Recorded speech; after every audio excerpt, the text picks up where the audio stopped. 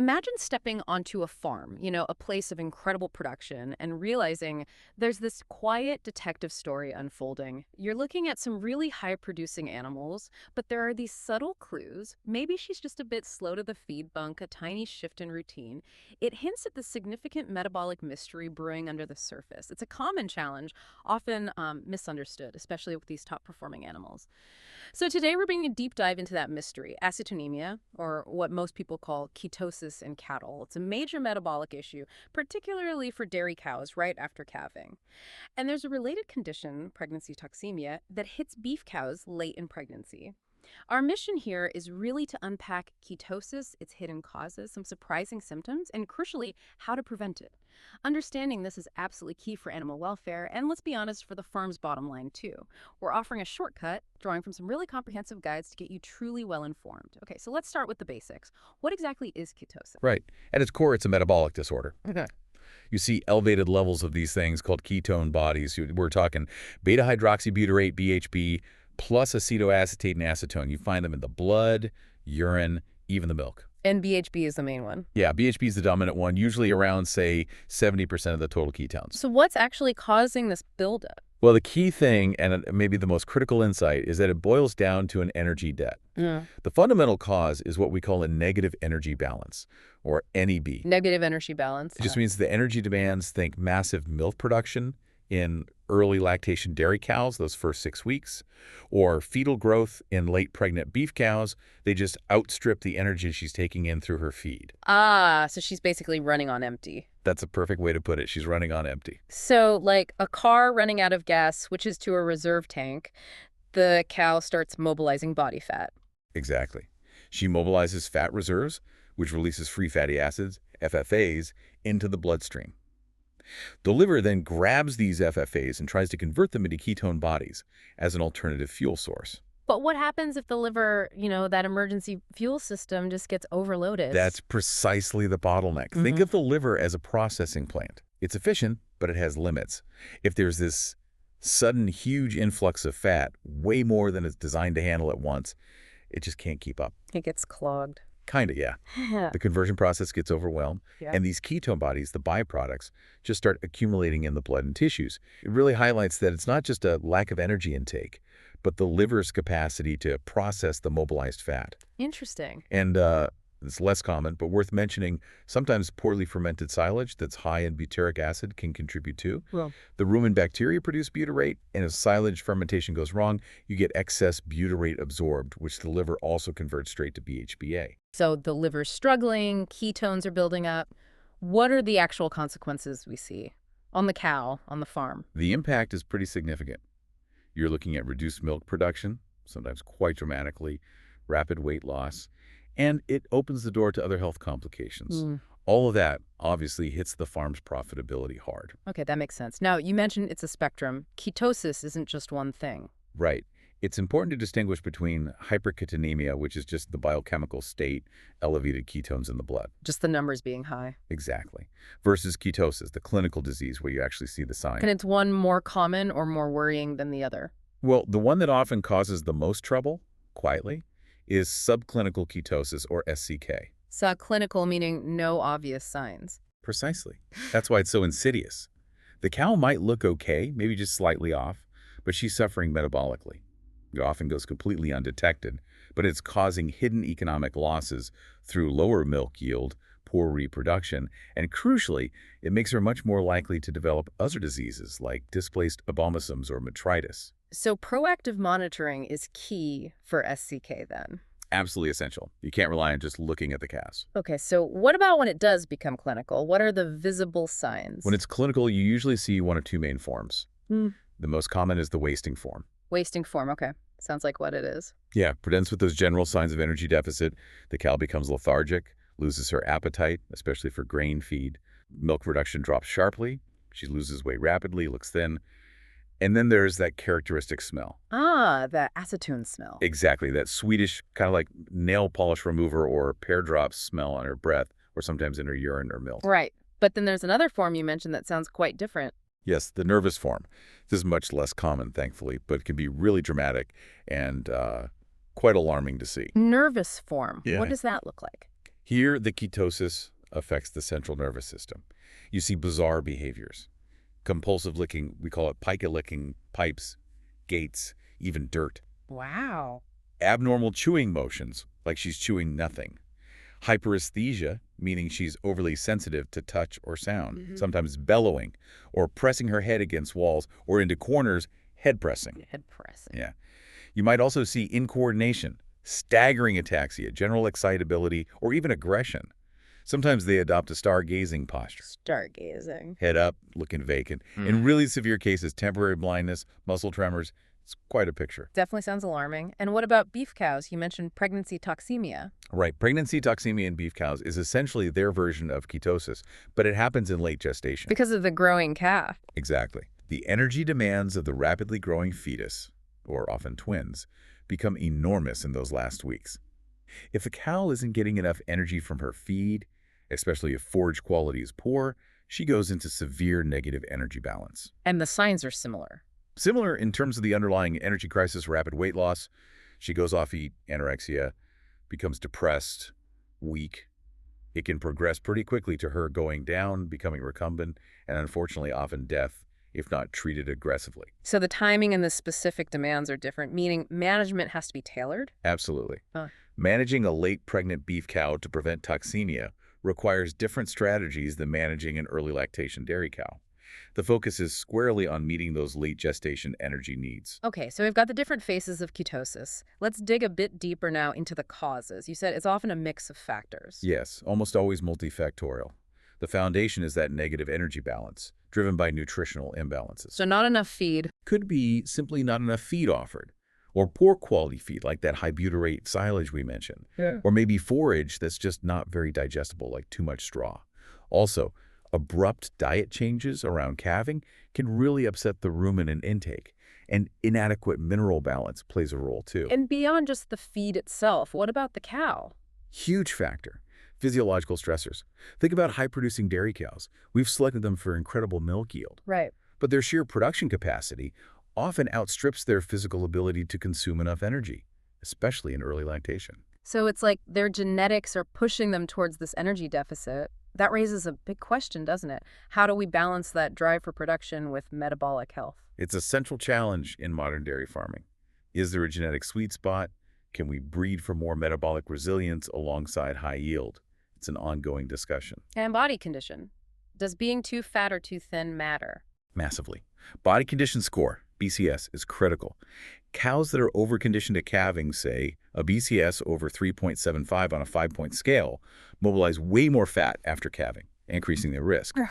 But conversely, cows that are too thin, especially beef cows heading into late gestation, are also at high risk for pregnancy toxemia because they just don't have the reserves. So there's an ideal range. Exactly. Usually aiming for around 3.0 to 3.5, maybe 3.75 on that 1 to 5 scale at calving is the target.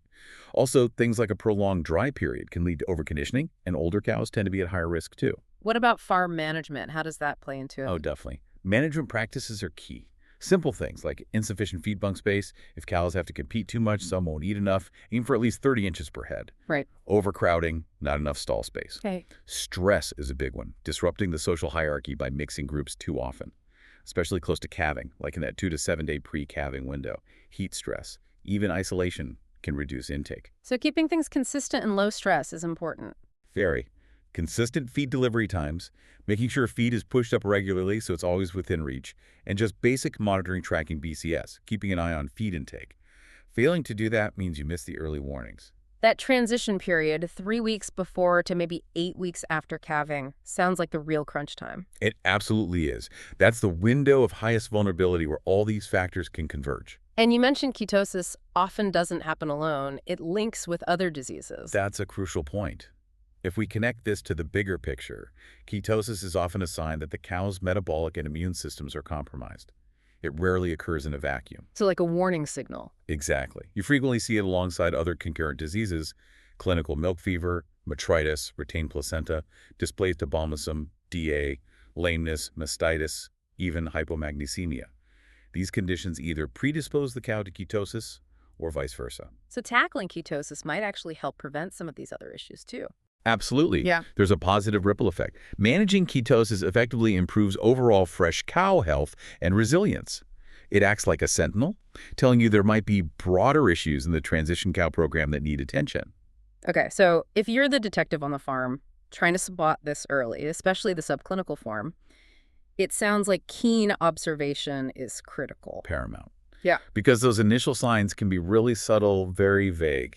Let's revisit those clinical signs then, but thinking specifically about diagnosis, what should people be looking for? Okay, generally, reduced appetite is key. Often they'll refuse the grain or concentrate portion of the diet first, while still eating some forage. Or you might just see a drop in the total feed consumed by the group. Milk drop. A rapid drop in milk production, yes, that's a Right. classic sign. Rapid weight loss, looking gaunt or tucked up. That characteristic acetone smell, we talked about pear drops, nail polish remover on the breath, maybe milk or urine. They often appear lethargic, dull, maybe stand with their head down. Feces might become dry and firm. Their coat can look dull.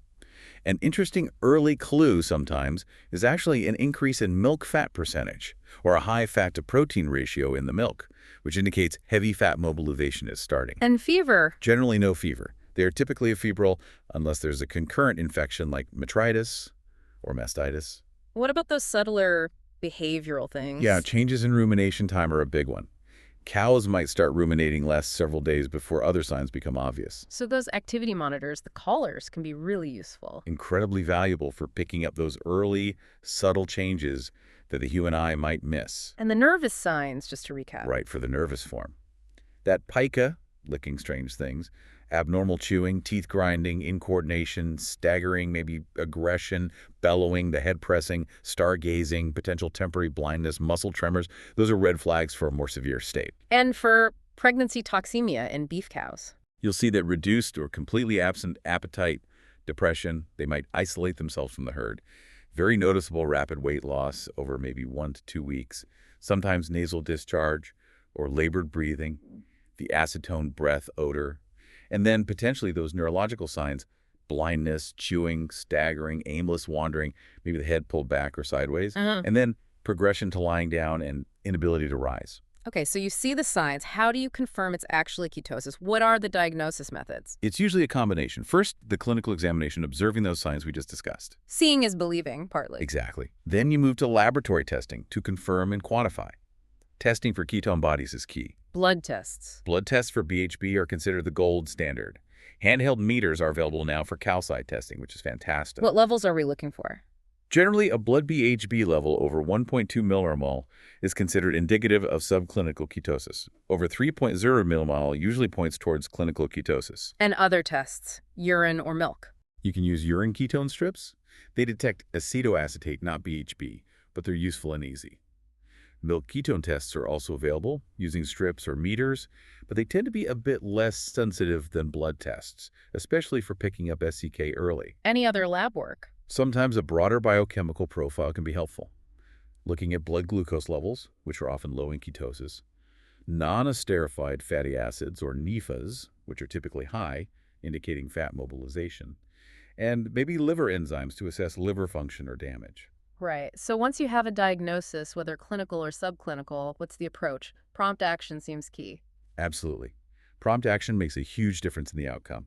The main goal of treatment strategies is to restore that energy balance quickly. How do you do that? The standard approach is oral drenching with propylene glycol. It's a glucose precursor, gives them a direct energy source, typically around 300 grams daily for several days. Okay. What about more severe cases, like the nervous form? For severe cases, especially nervous ketosis, intravenous dextrose is vital. Giving 500 milliliter of a 50% dextrose solution, IV provides immediate energy to the brain and can bring them out of those neurological signs quite quickly. Any other treatments? Hormones? Yes. Corticosteroids like dexamethasone are sometimes used. They stimulate gluconeogenesis, that's the liver making new glucose, and can help stimulate appetite. Though there's some debate about their routine use, they can be valuable in certain cases. And supportive care. Important too. Things like oral fluids and electrolytes if the cow is dehydrated.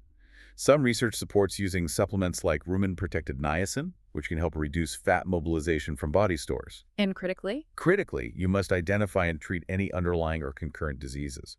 If the ketosis is secondary to, say, metritis or a displaced abomasum, you won't fully resolve the ketosis until you address that primary problem. Makes total sense. But as always, preventing in the first place is better. Prevention is the best medicine, right? Absolutely. In the context of ketosis, prevention is far more effective and economical than treatment.